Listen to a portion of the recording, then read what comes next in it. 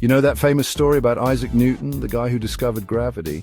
It said that he was sitting under an apple tree when suddenly an apple falls and hits him on the head, and that's how he figured it all out. Well, like a lot of good stories, that part about the apple hitting his head isn't quite true, but there's a little bit of truth mixed in with the story. You see, Newton himself said that watching an apple fall did make him think hard about why things fall down. He wondered why that apple always went straight down towards the ground, and that simple question, well, it got him thinking about things in a way nobody had before. He started to think that maybe, just maybe, the force that pulled that apple down from the tree was the same force that kept the moon going around the Earth. That was a really big deal back then because people thought the Earth and the moon followed totally different rules. To really get how important Newton's idea was, we need to think about what was happening back then.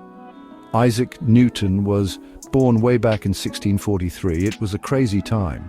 England was in the middle of a war, and people were starting to question everything they thought they knew about the world.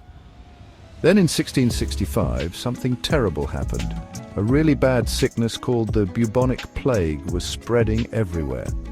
Newton was a student at Cambridge University, but because of the plague, the university shut down. So Newton had to go back home and stay with his family. Now, you might think that being stuck at home would be bad for a student, but for Newton, it was like a superpower. Being away from all the distractions of school gave him time to really focus. He started developing a whole new type of math. We call it calculus today. He experimented with light and how it bends. And, of course, he spent a lot of time thinking about that apple and what it meant for the universe.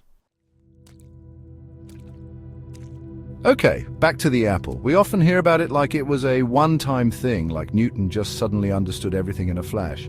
But that's not really how it happened. Figuring out gravity took years of thinking and studying. Newton didn't just look at the apple, he really thought about how it moved. He used math to try and understand why it fell the way it did, and he didn't do it alone. He learned from other really smart people who came before him, like Galileo, who did experiments with falling objects, and Kepler, who figured out how planets move.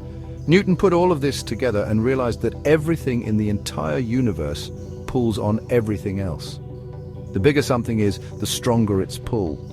And the closer things are, the stronger they pull on each other too. This is what we call his law of universal gravitation. Newton's law of gravity was a game changer. It explained so much. Why things fall down, why the moon goes around the Earth, why the Earth goes around the sun. Suddenly it all made sense. Newton showed that the same rules of physics work everywhere, from a falling apple to the farthest star. But Newton did more than just discover gravity. He taught us a whole new way of looking at the universe. He showed us how important it is to observe, to experiment, and to use math to understand the world around us. His work is the foundation for so much of what we know about physics and astronomy today. So next time you see an apple fall, or when you look up at the stars, think about Isaac Newton and the power of asking questions. You never know what mysteries you might solve just by paying attention to the world around you.